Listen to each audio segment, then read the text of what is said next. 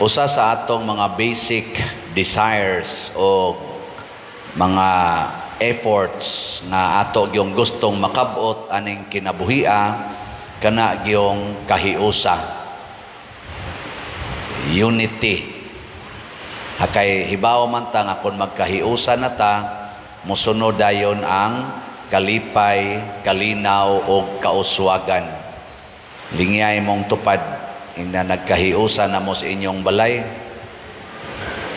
Nako no.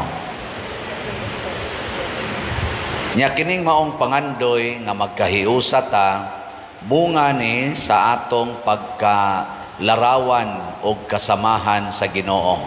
Diba? We are created in the image and likeness of God because God Himself nagkahiusa sila. Maunay ilang nature, usa pero tulo. Nya mao na nay mo hatag nato og gitawag og model sa pagpuyo sa kinabuhi. Makabot ang kahiusa basta ma-connected ta sa tulusad ka persona sa Ginoo. Mobitang ningon si Kristo, bunyagi sila sa ngalan sa Amahan, sa Anak ug sa Espiritu Santo. Pasabot i-connect sila sa tulo ka personas. Mo nakitang tanan, pulos kita gibunyagan sa ngalan sa Amahan, sa Anak ug sa Espiritu Santo. Connected na ta. Ang problema lang, dili ba nato putlon ang atong koneksyon? Pwede magputlon para gud ang atong telepono, pwede man na nato ipaputol. Kanang koneksyon nato sa Veco, pwede man ipaputol. Ang atong koneksyon sa MCWD, pwede sad putlon.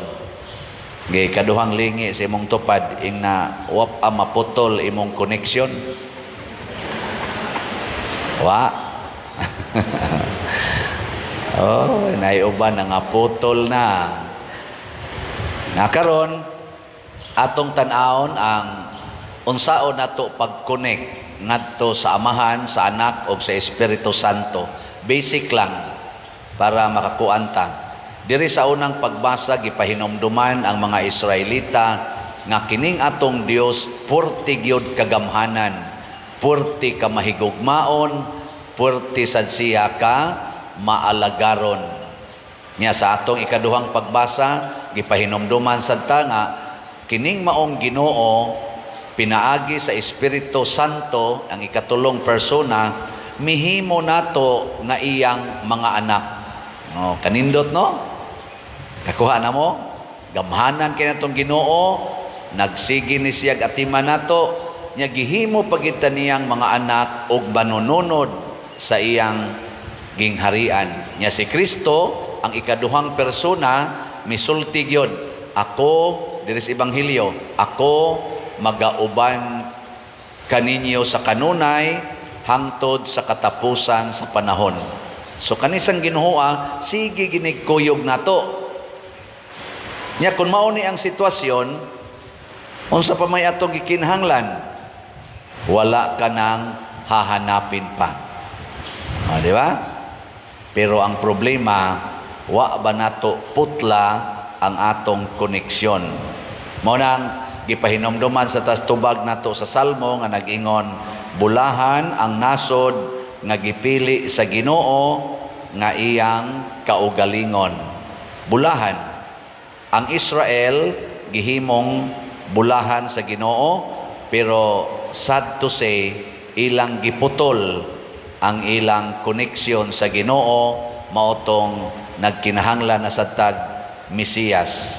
Niabot si Kristo, bulahan ang tanan nga mga Kristiyanos, pero sad to say daghang Kristiyanos ang nagantos tungod kay giputol na sad nato ang atong koneksyon ngadto ni Kristo.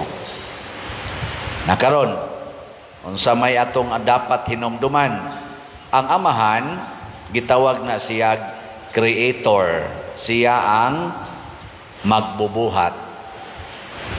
Kung atong higugmaon ang creation, atong i-preserve ang creation, magamay ug madako, basta created by God, atong i-preserve, connected ta sa amahan. Mao na si Saint Francis of Assisi kuno, dito mo patay og lamok hasta kanang utitod, di siya mo patay kay part na sa creation. Mao bitaw nga kun ang lamok mupaak niya, iyang papaakon ana. Ang mga utitod kun mudogok, iyang saburan og pagkaon. Pero ako mura mag-ako tong gipangpatay. Bahala na unsaon na pagsabot, no? Ang ikaduha, ang anak, ang second person, gitawag siya og Savior. Salvation ang iyang gihatag. So, kaluwasan sa kalag. Muna siya nagpapas sa atong mga sala. Unya, ang Espiritu Santo, the third person, sanctification, ang pagsantos nato pinaagi sa sakramento, mga sakramento sa simbahan. Ana, sige, i-check ko no ang imong kinabuhi karon. Connected pa ba ka sa creation? O imong giguba ang creation?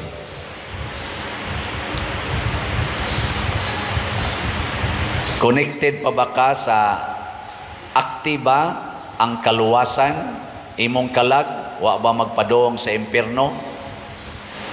Nya katapusan, balaan bang imong kinabuhi? Aktibo ba ang sakramento sa imong kinabuhi? Okay, atong testingag check. Kaning akong pag-misa karon, di adire. Unsa man ni? Makaayo ni sa creation o makadaot? Check. Connected sa amahan. Makahatag ba ni kaluwasan o kadaotan? Check yapon. Makapabalaan ba ni o makapasatanas? Check. Di sa to pa, kining akong pagbarog, pagmisa, padayonon ko ni. Kanang inyong pagsimba, unsa man na? Makaayos creation? Check. Makahatag og kaluwasan? Check. Sa tong usa, makapasantos? Makapabalaan? Check. Di padayon na ang pagsimba. Sige, aritas laing buhat. Kanang pagsigig libak, manglibak ka ba? Makaayon as creation? Okay, masakitan man ang tao, di nadaot ng creation. Part bias creation ang tao. So, wrong. Makapabalaan, makahatag ba nagkaluwasan sa kalag? Wrong yapon. Makapabalaan ba nas kinabuhi? Wrong. Ayaw na panglibak. Kanang pagpuyo-puyo, puyo-puyo. Ang sama na, makatabang ba nas creation? Makatabang, kay matao man ang bata. Check. Di ba? Check na kay makaayo man nas creation. Onya, makaluwas nagkalag? Wrong. Kaya na may sala. Makapabalaan na? Wa may sakramento, di ka pabalaan? Wrong. Usaray check, duha ang wrong. Wrong na tanan. Kay nagkausa man ang Espiritu Santo, ang amahan o ang anak, naalay usaan na nga maputol, putol na tanan. Kamao na mo check. Kamao na mo? Sige, aritas kinagamyan. Kanang mo kiskis kaskilay. Nya imong badlisan. Ang sama na, naka-preserve na creation o nakadaot? Wrong. Nya, nakapakluwas na, nakahatag nagkaluwasan sa imong kalag. Kay nahimo sad kang masinahon. Wrong. Nya, makapabalaan ka na nimo? Di sad, wrong. So pasabot, ayaw na buhata. Kana, gamay kayo na buhata.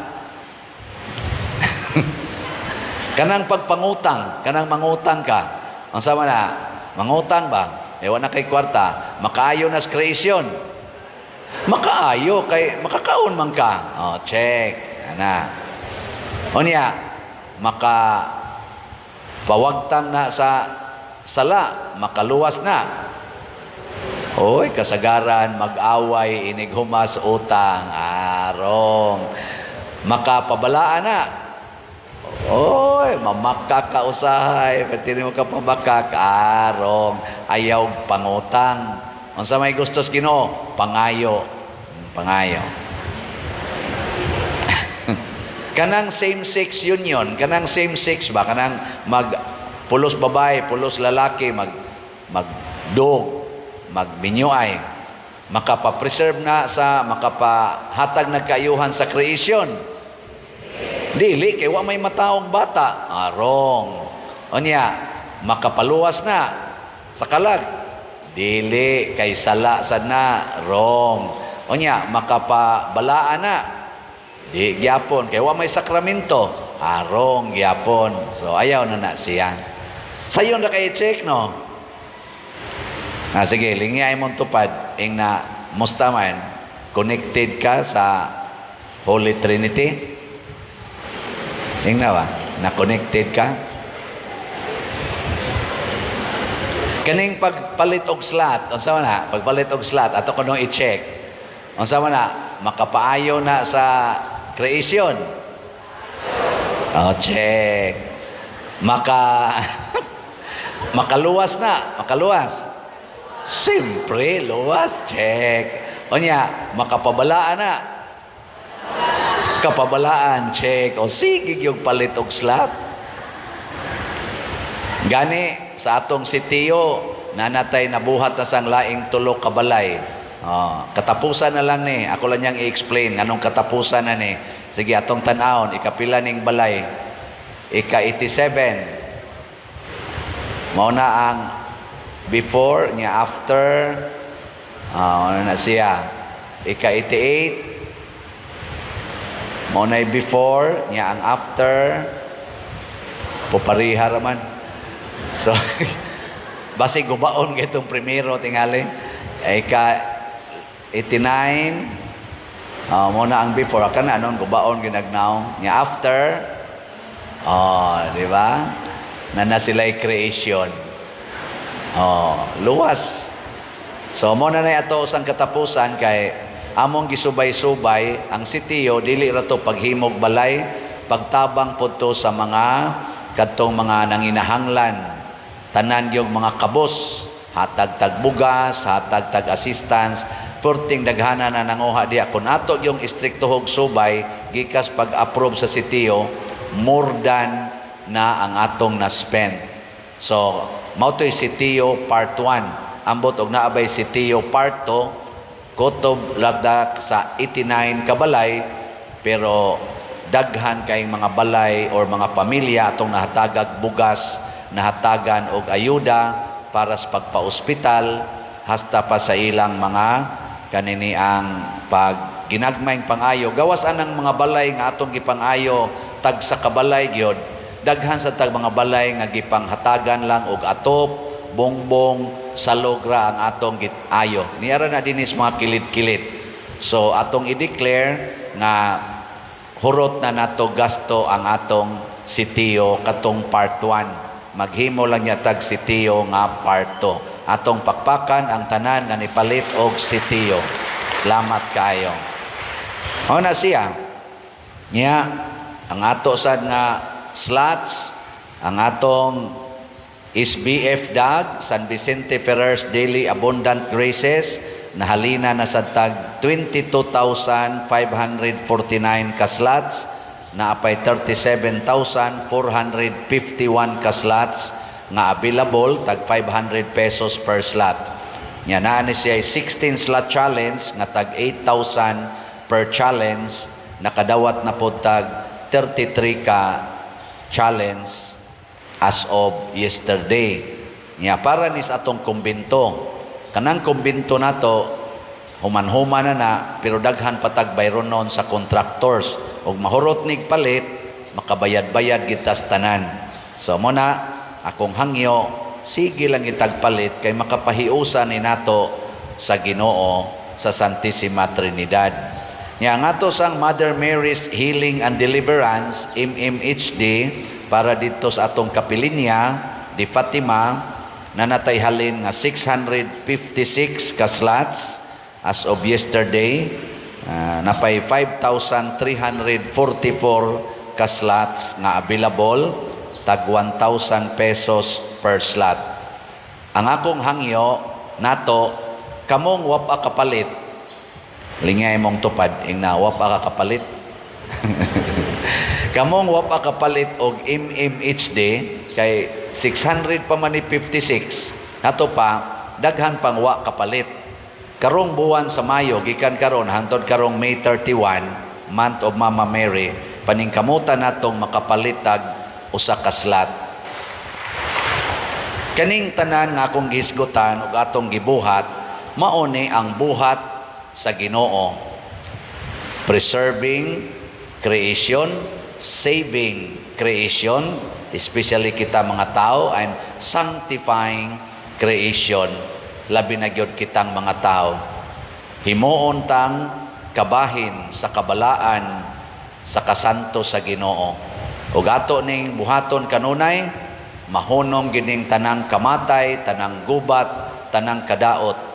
To sang pasalamatan ng Ginoo nga mihatag na tug-ulan, nya dili kayo kusog ang hangin sa bagyo nga niagi.